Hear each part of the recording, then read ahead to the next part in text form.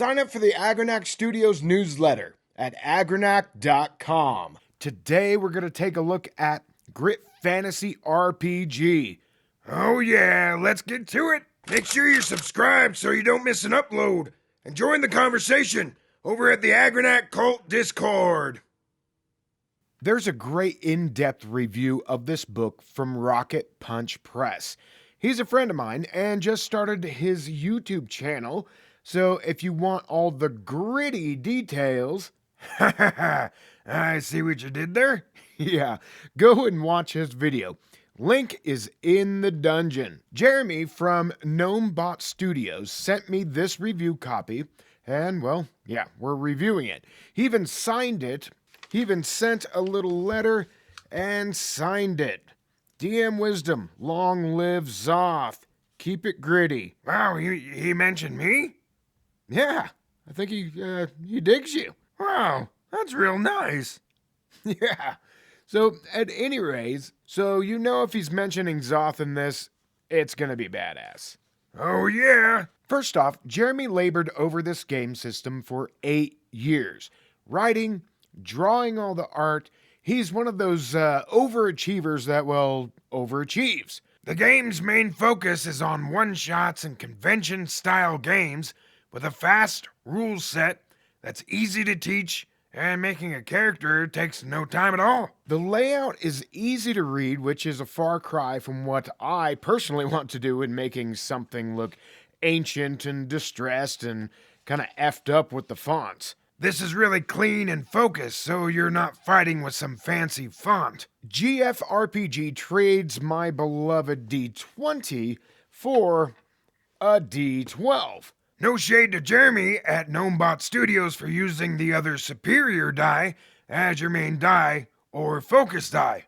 Speaking of focus die, in this game you roll a D12, then you add your appropriate modifier depending on your task. It could be a might roll, prowess, valor, insight, or command. But if you don't think you're going to beat the target number, that's right, it's not meet or beat, just beat. A decision made probably because your scale of difficulty goes from 1 to 12 rather than 1 to 20 plus as in D&D. Yeah, so if the difficulty is set at 6, you need a 7, which is where the focus die come in.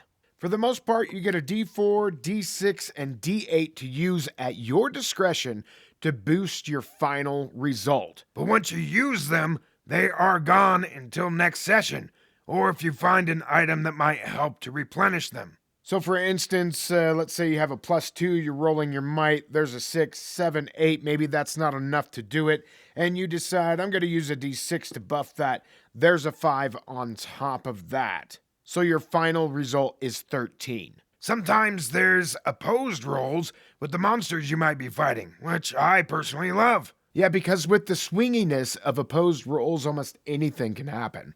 Now, there's no setting per se in this book, however, the character class sort of inform a type of setting and or game focus. There's a nice spread of all the different characters.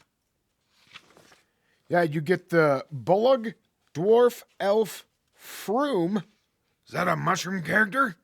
Yes, it is. A giant, gnome, hoblin, human, quickling, ruckwar, stoutling, and wildern. You can do a quick build and just pick a lineage and then grab your stats and go. Yeah, right over here. Here's the lineages and what the suggested bonuses are or negatives. Though there's not a world detailed in this game, I would lean into a more fairy tale sort of vibe and setting for the game. I mean, you can play a human or a froom or fungi character, so it's safe to say that you can play a mushroom or play a human on mushrooms. What do you mean? Like you can use one as a mount? Yeah. So fantasy or even fairy tale goodness is where I would put this game. It's just really streamlined in creating your characters and even features and quirks. Combat seems chaotic. Anyone can go at any time, just declare and go. This could make for a shouting match, but hey, it's a one-shot, or if you're at a con,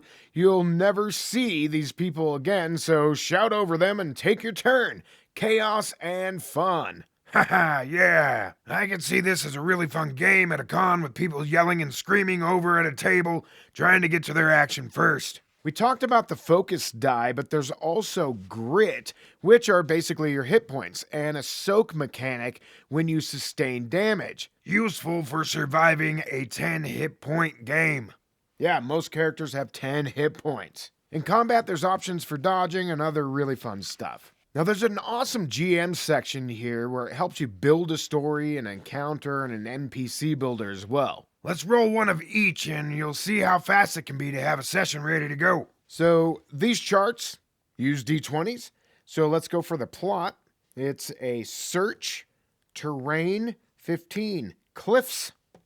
And number 2, the location is a monastery or market. Well, that's easy. Go to the monastery on the cliffside and do a search. So, what's the detail? Now, this goes in 4 columns. So, let's roll here. There's a 19, caged creatures. Oh, so you're searching for caged creatures. Yeah, it could even be a humorous idol, dense foliage, or moth clouds. Or you can roll one on each. Yeah, let's try that. So, the detail would be peculiar merchants, 8, silent watchers, 7, arguing imps, and 8, ghost ship. Wow, that's wacky and crazy. But you have the details ready to go. Yeah. So the event is a d12, so let's roll it 4 times to see what we come up with. 8, roaming constructs. Interesting. Number 6, gross explosions. Oh, nice. 2 is meteorite crash. Gotta love that. And 9 is fairy raids. Wow, that is a wacky adventure. Yeah. Or you could just read across.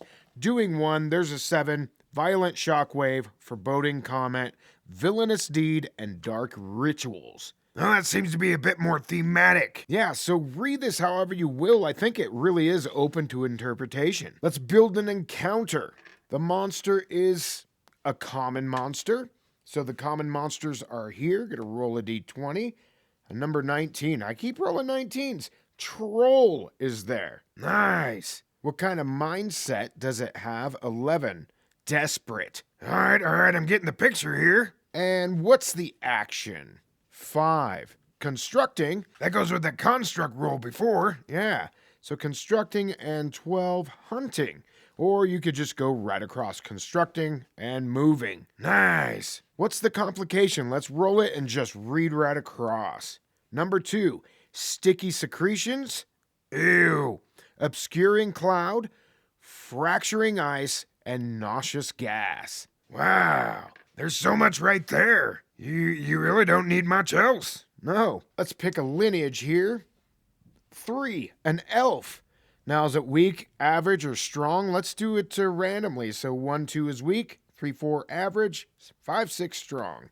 So he's weak, and these are his stats. Done. The vocation of this elf is a ruffian. Demeanor is talkative. Condition is stylish. Very cool.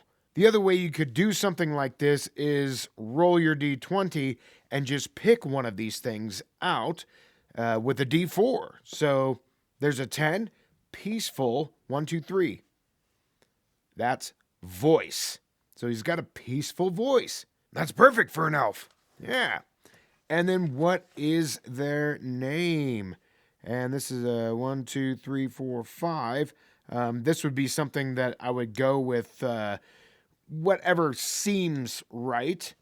So a 9, Melker, Calron, Screeth, Scraggs, Jarvis, and Snitz. I'd go with Calron in this case. Within minutes, you've got an NPC, encounter, and a story. And all you need to do is just fill in the blanks. I would do it as I went along. Yeah, totally. There's stuff for magic effects, trap effects, and then there's a whole section on monsters here. Not only your common monsters like orc and ogre, giant crab, but also you've got grit-specific monsters. Yeah, like the bloater, Crypt Scarab, Gloop Gore, Grickle. Yeah, some great stuff here. Oh wait, there's even a monster builder. Yep, right here. Roll randomly to get something crazy and weird. Then a whole loot section here for the stuff that you can find, which is really going to help you out in the long run because it gives you boons and bonuses and all of that good stuff. Artifacts, tools, equipment. And there's the character sheet. Nice and simple. Great game, simple, focused, wonderful. Go pick it up. There's a link down in the dungeon. All right, everyone. Thanks for stopping by Agranak Studios today, and we'll see you on the next one. Later.